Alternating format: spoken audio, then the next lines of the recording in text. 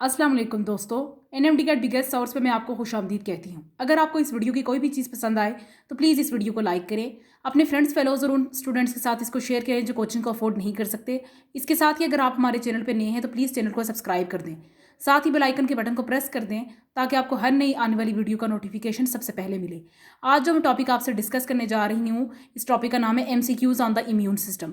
ये topic fresh FSc students और NMD cat students दोनों के लिए इक्वली एप्लीकेबल है। पहला MCQs है हमारे पास, light and heavy chains in antibody are linked by dash bridges.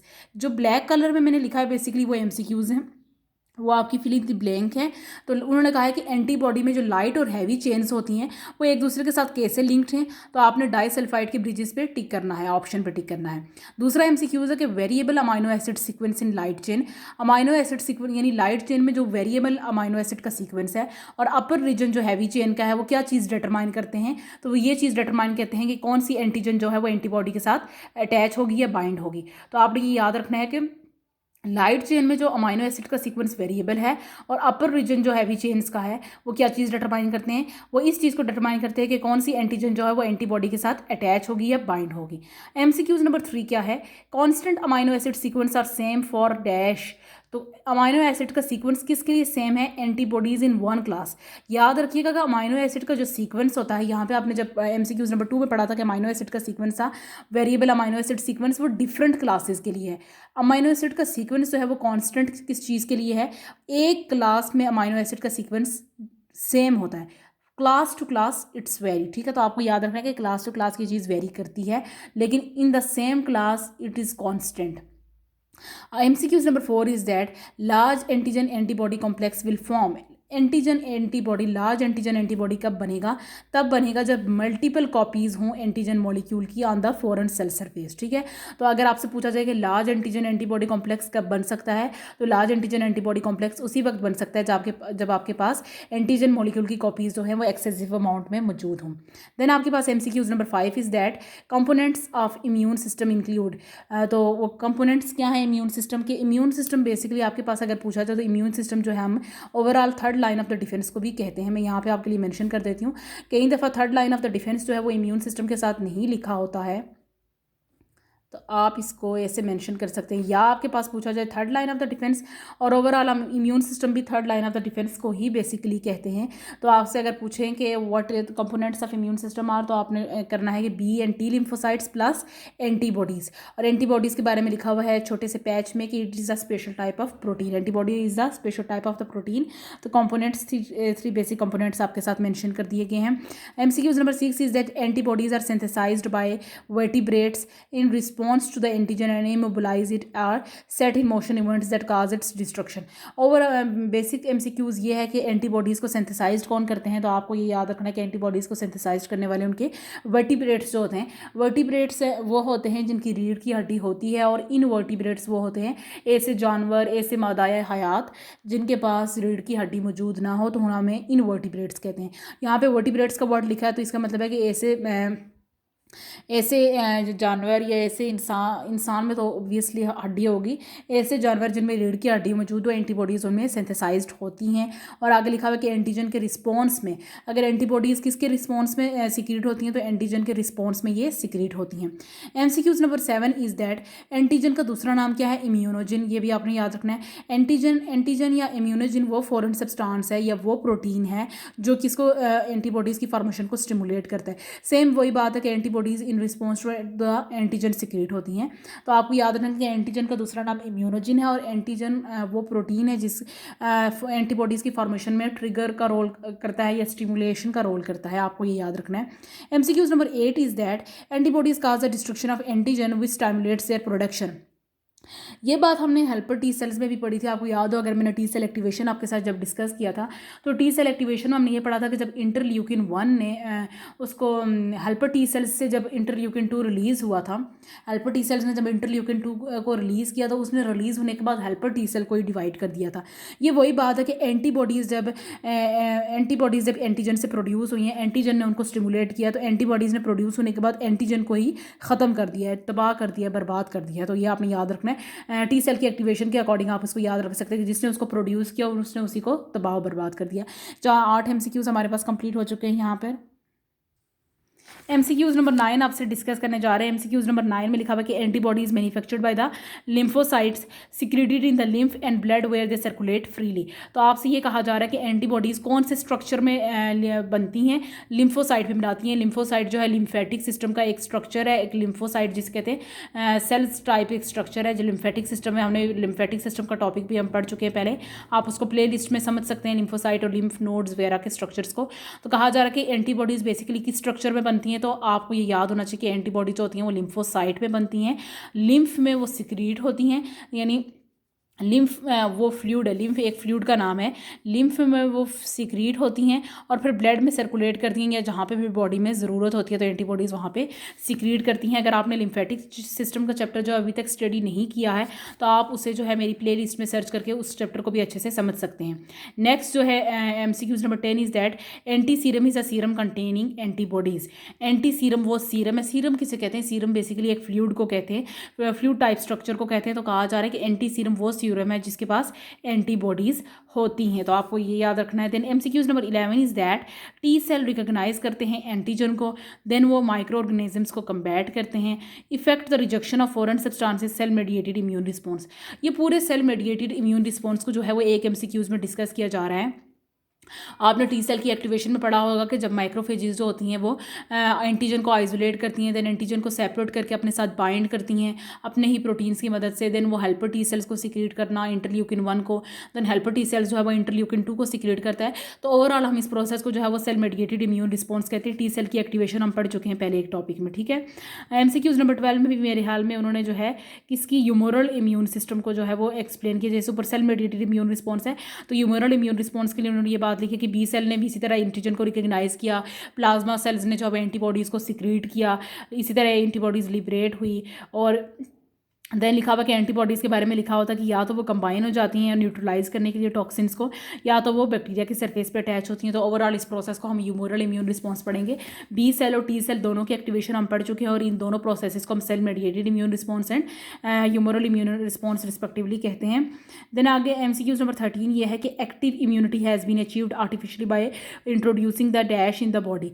तो आपके पास एक्टिव इम्यूनिटी जो आर्टिफिशियल टाइप ऑफ इम्यूनिटी है वो आपको कैसे प्रोवाइड की जाती है, आपकी बॉडी में एंटीजन को इंट्रोड्यूस करवाया जाता है। MCQs number 14 is that antibodies are introduced in the form of the anti sera called the passive immunity. Passive immunity जो है वो भी आर्टिफिशियली अटेन की जा सकती है और नेचुरली भी अटेन की जा सकती है। तो अगर आप उसको आर्टिफिशियली इंट्रोड्यूस करवा रहे हैं तो आपकी बॉडी में एंटी सीरा को इंट्रोड्यूस करवाया जाता है। अगर आपसे रीज़न पूछा जाए MCQs नंबर 15 ये है कि अगर आपसे इस चीज़ का रीज़न पूछा जाए कि पैसिव इम्यूनिटी जो है वो इमीडिएट तो है, यानी आपको एकदम से पैसिव इम्यूनिटी प्रोवाइड तो हो जाती है लेकिन ये लॉन्ग लास्टिंग नहीं है, यानी लंबे अरसे तक आपकी बॉडी में पैसिव इम्यूनिटी नहीं रहती है। तो इसकी रीज़न क्या है, तो आपने रीज़न ये बताना है कि there is no time for the production of antibodies. नई एंटीबॉडीज़ बनने के लिए कोई टाइम नहीं है, इसलिए जो है वो पैसिव इम्यूनिटी आपकी बॉडी से एकदम से एक्सक्रीट हो जाती है या उसका एक्शन जो है वो लॉन्ग लाइफ नहीं है। As antibodies are used up and no production is there. जो आपकी बॉडी में पैसिव इम्यूनिटी को इंट्रोड्यूस करवाया गया था वो एकदम से ख़त्म हो गया और नई एंटीबॉडीज़ वहाँ पे प्रोड्यूस नहीं हुई हैं, तो that's the reason. Then MCQs number 16 अगर हम पढ़ें तो method of passive immunisation is used to combat the active infections of. Passive immunisation जो है कौन कौन से इन्फेक्शंस के खिलाफ हम इम्यूनिटी इंट्रोड्यूस करवाते हैं अपनी बॉडी में, तो आपको याद रखना है टेटनस का इन्फेक्शन लगते हैं, आप कहीं गिर जाते हैं या इस तरह के, तो आपको टेटनस का इंजेक्शन दिया जाता है। इन्फेक्शियस हेपेटाइटिस जो इन्फेक्टिव फॉर्म में हेपेटाइटिस हो उसकी बात की जा रही है। रेबीज़ वो बीमारी है जो कुत्ते के काटने से हो जाती है, उस बीमारी को हम रेबीज़ कहते हैं। तो अक्सर पागल कुत्ते के काटने से हमारे यहाँ जो है इंजेक्शन लगवाए जाते हैं, उसको भी रेबीज़ का इंजेक्शन इंट्रोड्यूस करवाया है। लेकिन कुत्ते के काटने से भी अक्सर लोग इंजेक्शन अपने आप को वैक्सीनेटेड करवाते हैं, तो ये उस बीमारी का नाम है जो पागल कुत्ते के काटने से या आम कुत्ते के काटने से भी आपको अक्सर लोग हो जाते हैं पागल, तो उसके लिए ये इंजेक्शन है रेबीज़ का injection. Then snake bite venom, तो सांप के काटने से आपको जो इंजेक्शन लगता है उसको स्नेक बाइट विनोम कहते हैं। और ये सब मेथड जो हैं पैसिव इम्यूनाइजेशन के हैं। पैसिव इम्यूनाइजेशन ने इन सब डिजीज़ के अगेंस्ट जो है ये आपको इम्यूनिटी प्रोवाइड करता है। MCQs नंबर 17 ये है कि in case of snake bite venom, जब आपको सांप काट जाए तो passive immunity is produced by anti toxin, so serum is called the anti venom serum. ठीक है, आपके स्नेक की बाइट के अगेंस्ट जो आपको जो आपको वैक्सीन दी जाती है तो उसका नाम क्या है, एंटी विनोम सीरम। ठीक है, तो आपसे पूछा जाए कि जब आपको सांप काट ले तो आप पैसिव इम्यूनिटी का कौन सा इंजेक्शन इंट्रोड्यूस करवाएंगे, तो आपने याद रखना कि anti venom serum is that one. Then MCQs number आपके पास कितना है, ये 18 एमसीक्यूज है आपके पास। लिखा जा रहा है कि लिम्फोसाइट्स यानी लिम्फोसाइट्स की जो दो टाइप्स है बी और T have been named due to their relationship with the thymus gland and the bursa of the Fabricius respectively. यहाँ पे आपको बताया जा रहा है कि बी और टी लिम्फोसाइट्स इनको यूँ दिया गया है। बी लिम्फोसाइट बी का नाम जो है वो बुर्सा फेब्रिशियस से है और लिम्फोसाइट टी का नाम जो है वो थाइमस ग्लैंड से एसोसिएटेड है। आपको याद हो तो टी सेल एक्टिवेशन में हमने ये पढ़ा था कि टी सेल जो हैं वो स्टेम सेल्स के बोन मैरो में बनते हैं, लेकिन जब वो उनको एम्ब्रियोनिक डेवलपमेंट उनकी कंप्लीट हो जाती है और उनको मिच्योर होना होता है तो वो थाइमस ग्लैंड में चले जाते हैं। और फिर हमने कहा था कि थाइमस ग्लैंड जो होता है वो उनको इम्यूनो कॉम्पिटेंट बना देता है, यानी इम्यूनोलॉजिकल रिस्पॉन्स के काबिल बना देता है। तो टी सेल को नाम इसलिए दिया जा रहा है कि थाइमस ग्लैंड से ही एसोसिएटेड है ये वर्ड। और बी सेल को हम बुर्सा फेब्रिशियस इसलिए कहते हैं कि फर्स्ट टाइम जो थे बी सेल जो थे वो बुर्सा फेब्रिशियस में इंट्रोड्यूस हुए थे। बुर्सा फेब्रिशियस को मैं आने वाले एमसीक्यूज में मजीद अच्छे से डिस्कस करूंगी कि कहाँ पे बी सेल जो थे वो इंट्रोड्यूस हुए थे। तो आपको फिलहाल ये याद रखना है कि इनके नेम की एसोसिएशन की वजह जो है इनकी डिस्कवरीज है या जहाँ पे ये पाए जाते हैं।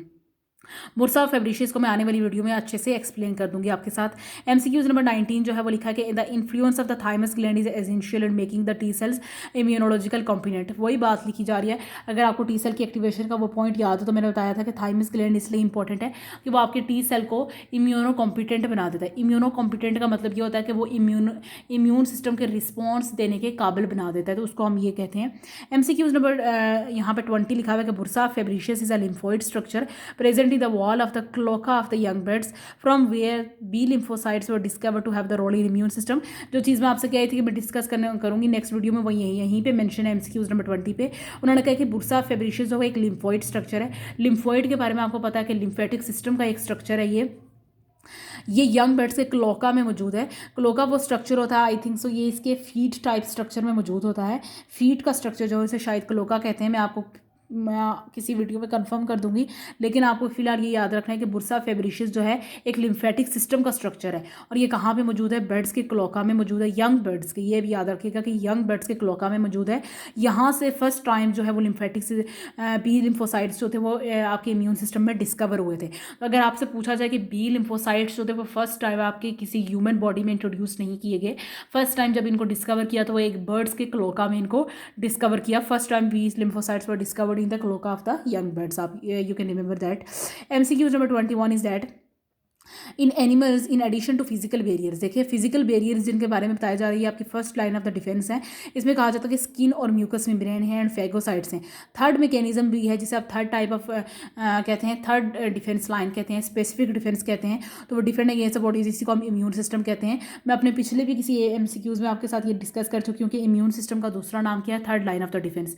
First line of the defence में आपकी स्किन आ जाती है और आपके म्यूकस मेम्ब्रेन आ जाता है। Second line of the defence में फीवर, इन्फ्लेमेटरी रिस्पॉन्स, आपके पास दो तरह के ब्लड सेल्स से, वाइट ब्लड सेल्स से, लेकिन बेसिक आपका इम्यून सिस्टम जो है वो third line of the defence ही है।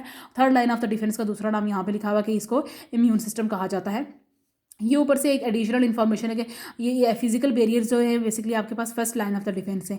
फेगोसाइट्स भी हैं, इसी तरह आपके पास second line of the defence में आते हैं फेगोसाइट्स, लेकिन आपके पास जो third line of the defence है उसका दूसरा नाम क्या है, इम्यून सिस्टम है। एमसीक्यूज नंबर 22, यहाँ पे नंबरिंग थोड़ी सी गलत मेंशन है, ये 22 है। एमसीक्यूज नंबर 22 ये है कि capacity to recognise the intrusion of any foreign particle, यानी आपकी बॉडी की ऐसी कैपेसिटी जिसके ज़रिए से आपकी बॉडी ये रिकग्नाइज कर ले कि आपकी बॉडी में कोई ऐसा फॉरेन पार्टिकल एंटर हो गया है, कोई डस्ट पार्टिकल एंटर हो गया है और आपने उस डस्ट पार्टिकल को मोबिलाइज करना है यानी उसे मूविंग करना है, and then cell products help to remove that particle, sort of foreign particle, और देन आपकी बॉडी की ये कैपेबिलिटी हो कि हमने उस फॉरेन पार्टिकल को रिमूव भी करना है इस स्पीड के साथ और इफेक्टिवनेस के साथ। तो इस पूरे प्रोसेस को इम्यूनिटी कहते हैं। अगर आपको मोबिलाइजेशन का प्रोसेस समझना आए कि हम फॉरेन पार्टिकल को कैसे मोबिलाइज करते हैं, तो आपको याद होगा कि मैंने आपके साथ first line of the defence में जब हम म्यूकस का ये पढ़ रहे थे, एपिथेलियम का स्ट्रक्चर पढ़ रहे थे रिस्पायरेटरी सिस्टम में, तो तब आपको याद होगा कि जब आपका फॉरेन पार्टिकल एक आपके नेजल कैविटी के जरिए से एंटर होता है, नाक के जरिए से एंटर होता है, तो आपके नाक के अंदर जो बाल मौजूद होते हैं वो उनको ट्रैप कर लेते हैं, उनको फिल्टर कर देते हैं, देन आपके फेरिंग्स से सीलिया के ज़रिए से वो जो होता है वो चीज़ जो है आपके नाक्स के ज़रिए से आपकी बॉडी में आपके डाइजेस्टिव ट्रैक्ट में एंटर होती है और देन आपके एक्सक्रीशन सिस्टम के ज़रिए से वो चीज़ आपकी बॉडी से एक्सक्रीट हो जाती है। तो मोबिलाइजेशन को आप इस तरह समझ सकते हैं। ओवरऑल MCQs ये था 22 के किसी भी चीज़ की आपकी बॉडी की ये कैपेबिलिटी, आपकी बॉडी में ये सलाहियत होना कि किसी फ़ॉरेन पार्टिकल की एंट्री को एकदम से रिकगनाइज़ कर ले, पहचान ले और देन आपकी बॉडी क्या करे, उस चीज़ को, उस फ़ॉरेन पार्टिकल को आपकी बॉडी में मूव करने के भी काबिल हो। और जब आपकी एक पर्टिकुलर स्ट्रक्चर में जब वो मूव कर जाए देन उस पर्टिकुलर स्ट्रक्चर को आपने आपकी बॉडी से रिमूव करना है। तो इस पूरे प्रोसेस को हम क्या कहते हैं, इम्यूनिटी कहते हैं। इसके साथ ही 22 MCQs जो हैं वो मैंने अपनी पंजाब और फेडरल की बुक से लिए हैं। अपनी वीडियो का अख्तिताम करती हूँ। अगर आपको कोई चीज़ समझ ना आए, अगर आपके कोई सजेशन है तो आप भी उसको कमेंट सेक्शन में हमारे साथ शेयर कर सकते हैं। कोई चीज़ समझ ना आए तो आप उसको कमेंट सेक्शन में पूछ सकते हैं। इसके साथ ही मैं अपनी वीडियो से इजाज़त लेती हूँ। ओके जी, अल्लाह हाफिज़।